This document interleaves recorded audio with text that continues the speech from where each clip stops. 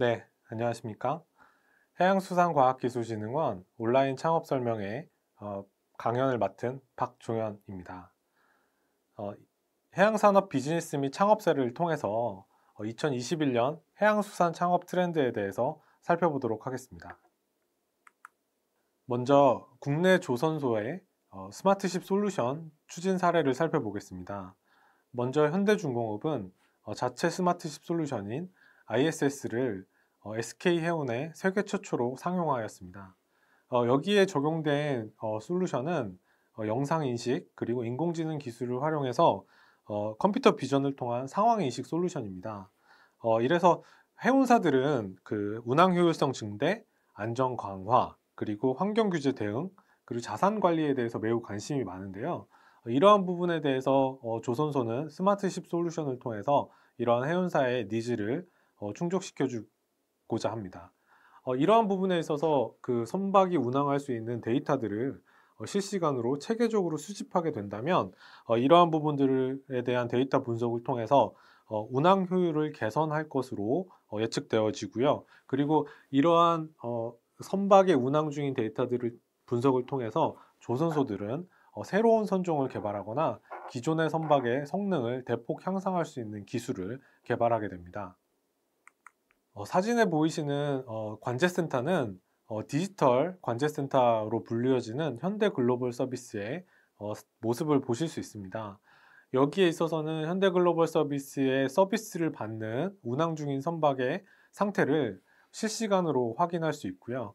이러한 부분들을 통해서 선박의 기자재의 상태 그리고 교체 주기 그런 부분들까지도 원격으로 모니터링 할 수 있는 그런 시스템을 갖췄습니다. 현대중공업뿐만이 아니라 대우조선, 삼성중공업도 이러한 그 자체적인 스마트십 솔루션을 개발하였고 런칭하고 있는 상황입니다. 전기 추진 선박 및 자율운항 선박 분야에 여러 스타트업들이 지금 부각되고 있는데요. 얼마 전까지 그 투자의 불모지라고 여겼던 자율운항 선박 분야 그리고 친환경 선박 분야가 현재는 이러한 여러 스타트업들이 나타나고 있고 또한 투자로까지 이어지고 있습니다. 이러한 그 해양 분야의 변화에 따라서 투자자들도 이러한 전기 추진 선박이나 자율운항 선박에 매우 높은 관심을 가지고 있음을 볼 수가 있는데요. 지금 이러한 그 크게 해양 스타트업 분야의 특징을 살펴보면 먼저 도메인 기반의 창업자, 그리고 테크 기반의 창업자, 그리고 이제 CVC라고 불려지는 코퍼레이티드 벤처의 스타트업을 예로 들 수가 있습니다. 첫 번째 전기 추진 선박 관련된 스타트업을 하고 있는 부분에 있어서는 첫 번째 사진에 보이시는 것처럼 그 요트를 기반으로 한 친환경 전기 추진 선박을 개발하고 있는 스타트업이 있는데 여기에 창업자분은 조선소에서 설계를 오래 담당하였던 분이 회사를 나와서 창업을 한 사례입니다. 이 부분에 있어서는 조선 설계 능력과 여러 조선소에 대한 풍부한 경험을 가지고 있고 그리하여 이제 ICT 부분이라든지 이러한 지역 정책을 통해서 그 산업을 활성화시킬 수 있는 그런 연계가 필요합니다. 또한 카이스트 박사급 인력들로 구성된 자율운항 선박 스타트업이 있습니다. 이 회사는 여러 인공지능 기술 혹은 또 슬램 기술을 기반으로 해서 자율운항 선박 분야에 뛰어들었고요. 또 여러 투자자로부터 하여금 투자를 받는데 성공을 하였습니다. 이러한 부분에 있어서 여러 항만공사나 또 지역 산업 부분들과 협력을 꾸준히 이어나가고 있습니다. 또 한 가지 눈여겨볼 것이 현대중공업 그룹의 자회사로 그 자율운항 선박 스타트업이 탄생했습니다. 이 부분에 있어서는 자율운항 선박을 하는 스타트업이 그 여러 그룹 현대중공업이 가지고 있는 여러 자원들을 함께 공유할 수 있는 그런 장점을 가지고 있습니다. 자율운항 선박 분야에 있어서 이러한 세 가지 창업자의 사례를 살펴볼 수가 있고 이러한 분야에 있어서 우리 창업자분들이 나는 어디에 어느 부분에 속해 있는지를 판단하고 이러한 선배 창업가들이 어떠한 부분에 있어서 협력 체계를 갖추고 있는지 그런 부분에 대해서도 우리가 주목해 볼 필요가 있습니다. 울산 장생포항에 가면 고래관광선이 매우 유명합니다. 이러한 노후된 고래관광선을 새로운 선박으로 교체를 하면서 ICT 융합 전기 추진 선박 사업이 현재 진행 중에 있습니다. 울산의 조선소에서 한창 건조 중인 이 선박은 배터리 추진에 기반으로 한 전기 추진 선박입니다. 이 선박은 단지 전기 추진으로만 구성된 것은 아니고 고래를 탐지할 수 있는 여러 가지 스마트십 응용 솔루션들이 탑재되어 있습니다. 드론을 통해서 선박에 있어서 많은 선용품을 배달을 해주거나 이러한 사례들은 현재 이미 구현이 되어 있습니다. 또한 고래관광선의 컨텐츠에 맞는 여러 가지 AR, VR 컨텐츠들이 개발이 되고 있고요. 지금 이러한 사례를 봤을 경우에 앞으로 개발되는 스마트십 혹은 자율운항 선박은 일반 상선보다는 이러한 특수한 목적에 맞게 개발이 되고 건조가 될 것입니다. 그렇다라고 하면 그러한 특수한 선박과 그 운항 목적에 맞는 다양한 융합 솔루션 그리고 다양한 그 융합 프로그램들이 개발이 되고 장착이 될 것으로 예측이 됩니다. 이러할 때 이러한 것들에 대한 새로운 기회들을 미리 발견하고 준비한다면 새로운 자율운항 선박 융합 솔루션 시장이 생겼을 때 이러한 것들에 대한 수혜는 여러 해양 스타트업들이 가져가게 될 것입니다. 스마트 조선소 및 스마트십에 있어서 현재 주목받고 있는 것이 바로 디지털 트윈 기술입니다.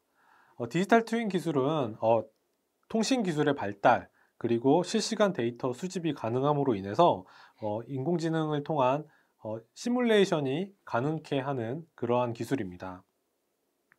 현재 한국의 조선 설계는 3D로 구축이 되고 있습니다. 이러한 3D 모델이 구축이 되고 여러 IoT 기술을 통해서 ICT 기술이 융합이 된다고 하면 가상의 공간에서 설계 및 건조에 대한 시뮬레이션을 통해서 설계 기간 그리고 건조 기간을 단축할 수 있습니다. 이러한 부분들을 통해서 조선소에 있어서는 그 설계 기간과 계약부터 그리고 건조까지 그 공기를 획기적으로 단축시킬 수 있는데요. 이는 왜 중요하냐면 글로벌 해운 경기는 매우 높은 불확실성을 보이고 있습니다. 그런데 조선소에서 계약부터 그 건조 그리고 납품까지 기간이 긴다라고 하면 해운사에 있어서는 그러한 불확실성에 대한 리스크를 떠날 수밖에 없고요. 그런데 건조 그 계약부터 딜리버리 그 배를 납품하는 기간이 매우 단축이 된다면 해운사는 그 불확실성이 있는 그 글로벌 해운 경기에 좀 더 빠르게 대응할 수 있게 됩니다. 이는 그러한 불확실성을 리스크를 해칭하는 비용으로 성과를 높여받을 수 있게 되는 것이고요. 이러한 부분들에 있어서 현재 생산성 및 기술력이 세계 최고 수준인 한국 조선 산업에 있어서 이러한 부분들을 더욱 체계적으로 단축시키고 디지털 트윈 기술을 적용하기 위해서 이러한 부분들에 있어서 많은 노력들이 이루어지고 있고요. 이러한 3D 그 설계 모델을 바탕으로 차세대 PLM 프로젝트들이 조선소에서 많이 이루어지고 있습니다.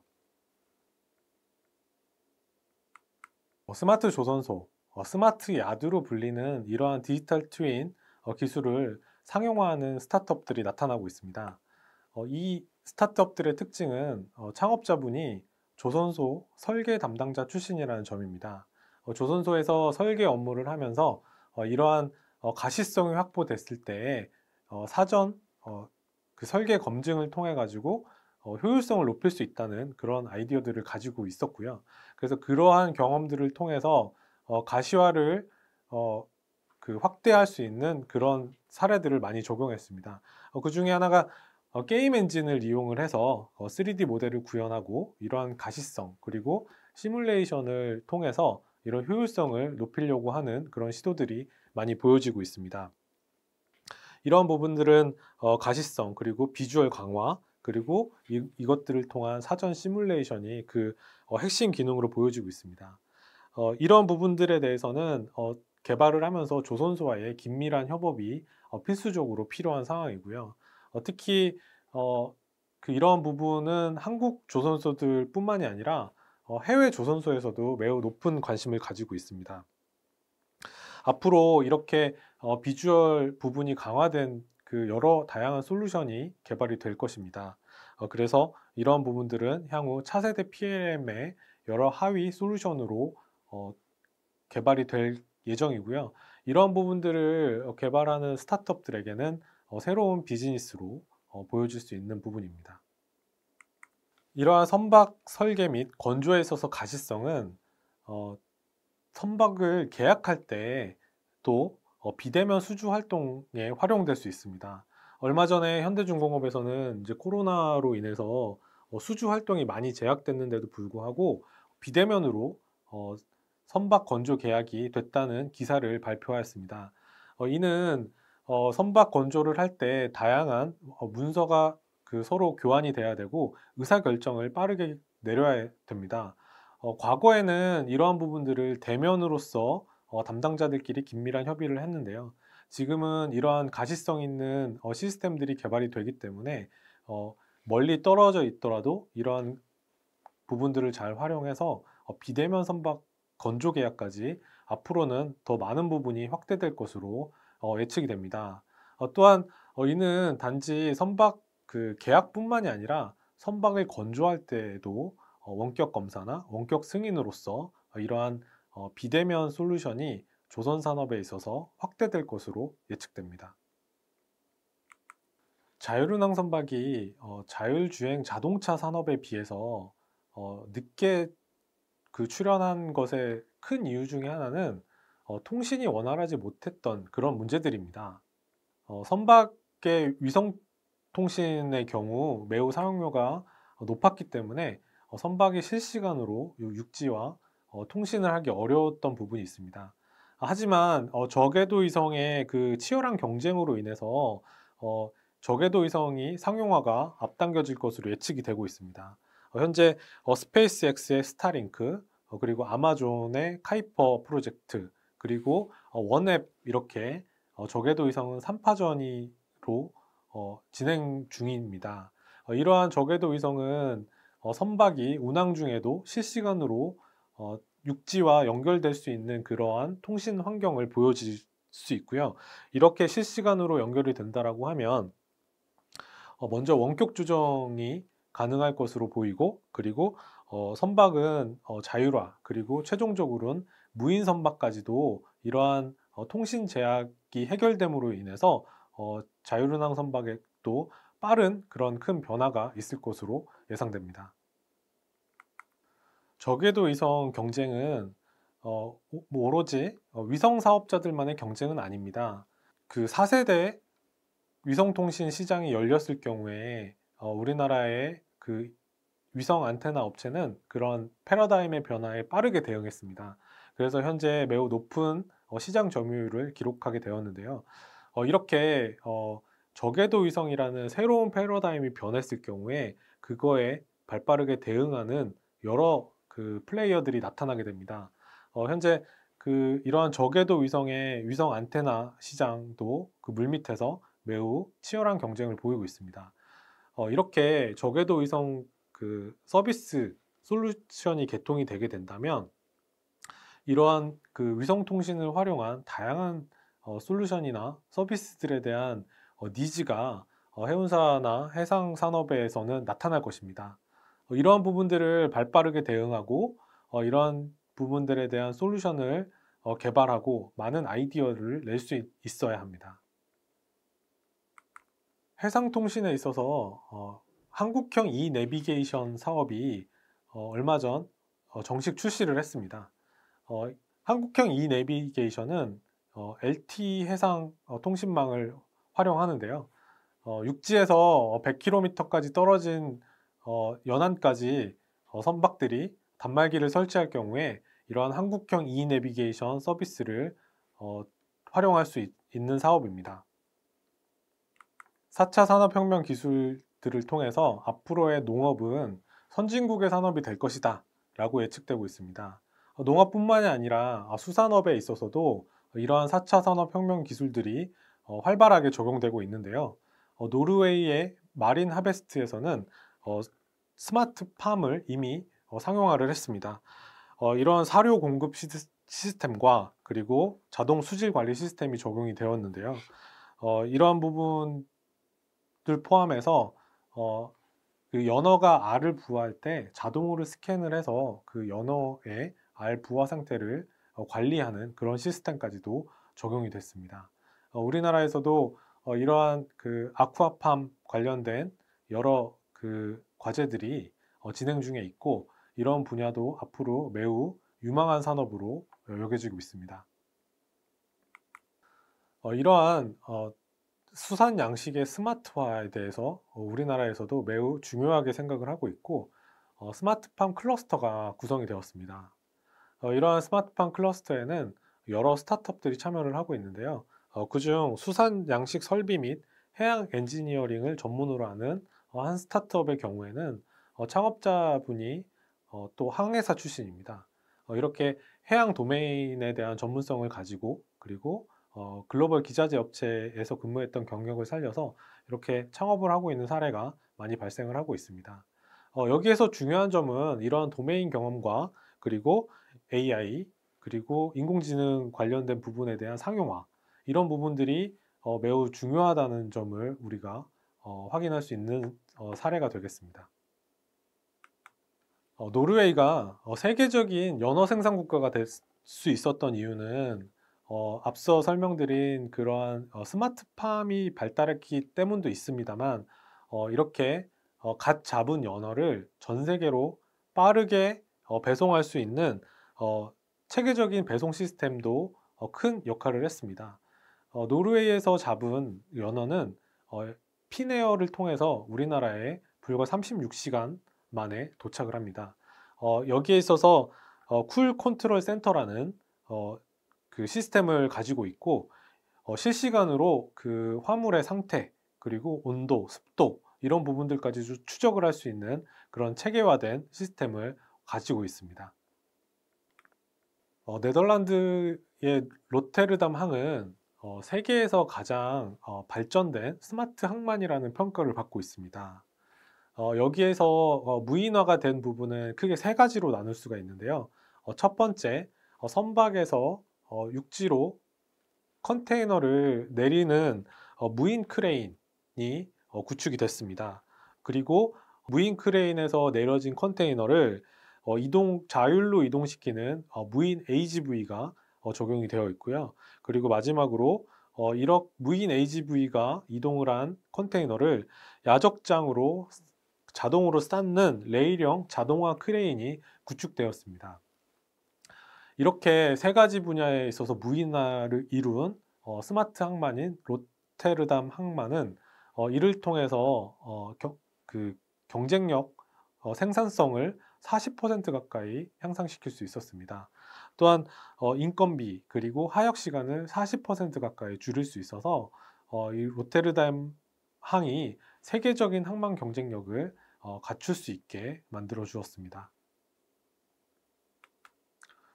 해상통신의 발전과 실시간으로 선박이 육지와 연결되는 것에 대한 그런 단점들이 또 있습니다. 바로 사이버 해적 그리고 해킹 부분인데요. 우리가 흔히 아는 그런 해적들은 이렇게 물리적으로 선박에 침입하는 것만이 있는 것은 아닙니다. 이렇게 그 이제 사이버 해적이라고 불리는 선박의 해킹적인 부분으로 인해서 그 해운사들은 많은 피해를 보고 있습니다.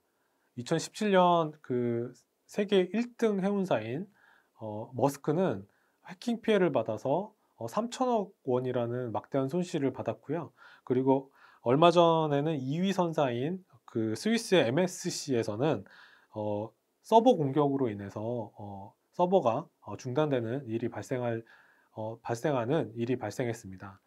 그래서 이러한 부분에 있어서 그 보안 시스템이나 보안 솔루션에 대한 니즈가 매우 증가하고 있습니다.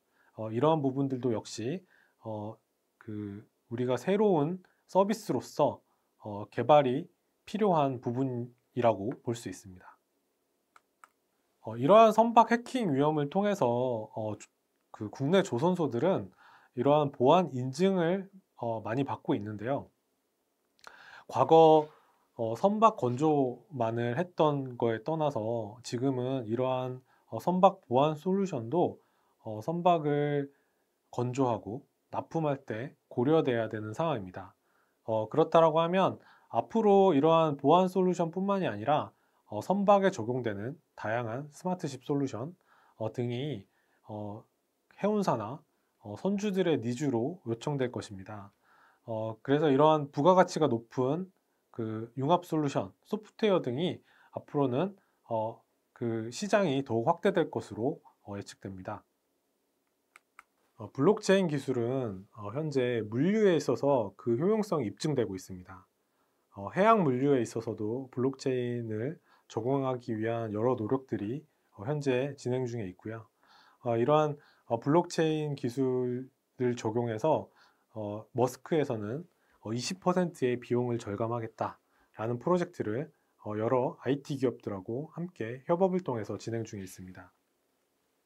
또한 국내에서도 부산에서 블록체인 특구 사업을 통해서 여러 그 해산물을 유통관리 과정에 있어서 블록체인 기술을 적용을 해서 실시간으로 해상 그 수산물의 원산지 및 상태를 확인하고 조회할 수 있는 그런 시스템을 구축을 하고 있고, 이러한 사례를 통해서 다양한 해양 분야의 블록체인 관련된 솔루션들이 개발되고 적용될 예정입니다. 해양수산 분야는 창업자들로 하여금 창업 보릿고개인 분야라고 불리울 정도로 매우 창업자들로 하여금 진입이 어려운 창업 분야로 일컬어지고 있습니다. 그래서 이러한 칼럼에도 볼 수 있듯이 키다리 아저씨가 절실하다고 보여지고 있는데요. 해양 분야가 그렇다면 왜 이렇게 진입이 어려운 부분이 있을까요? 그러한 부분들은 해양산업의 특성에 맞게 해양산업은 조선해운항만 기간산업으로 불리어지고 있고요. 이러한 부분들은 매우 보수적인 성향을 가지고 있습니다. 도전적인 것보다는 좀 안정적으로 기존의 시스템을 유지하고 개선하려고 하는 그런 성향이 매우 높기 때문이죠. 그렇다라고 하면 산업을 제대로 이해하고 새로운 솔루션과 창업 아이템이 제안이 되어야 합니다. 그래서 이러한 부분들에 있어서 여러 창업자들은 보다 해양 분야에 대한 네트워킹이 매우 중요합니다. 그리고 또 한 가지 어려운 점은 다른 산업에 비해서 그 분야의 전문성을 띈 선배 창업자들이 매우 부족하다는 점입니다. 또한 투자자 역시 이렇게 해양 산업 분야의 전문성의 부분이 높지 않은 부분이 있기 때문에 투자자 역시 그 투자를 하는 데 있어서 망설일 수 있는 그런 그 부분들이 있습니다. 그래서 우리는 이러한 부분들을 개선하기 위해서는 선배 창업자들의 그런 경험들, 그리고 해양수산, 그리고 해운, 항만 이런 분야에 대한 경험을 가진 선배 창업자, 그리고 투자자들이 많이 나타나야 됩니다. 그래서 해양수산과학기술진흥원에서는 여러 엑셀러레이팅 프로그램, 그리고 창업 콘테스트, 이런 네트워킹 데이들을 통해 가지고 이러한 선배들, 그리고 투자자, 그리고 창업자분들을 이어주려고 하는 많은 노력들을 하고 있습니다. 제가 생각하는 부분은 물론 이렇게 창업 생태계에서는 치열한 경쟁이 뛰어난 스타트업을 만들어냅니다. 하지만 지금의 해양수산 창업 생태계에서는 이러한 치열한 경쟁보다도 시장을 확대할 수 있고, 그리고 시장이 커져야 됩니다. 그러기 위해서는 스타트업, 그리고 창업 선배, 엑셀러레이터, 그리고 여러 가지 운영 기관들이 같이 협력을 통해서 먼저 해양 스타트업 시장의 가능성을 알리고 많은 도전할 수 있는 사람들이 이러한 그 창업 생태계를 통해서 본인이 이루고자 하는 그런 다양한 스타트업들을 도전할 수 있는 그런 생태계의 구축이 필요하다고 생각을 합니다. 지금까지 변화하는 환경에 있어서 해양 신산업 비즈니스와 그리고 스타트업 사례들을 통해서 내용들을 살펴봤습니다.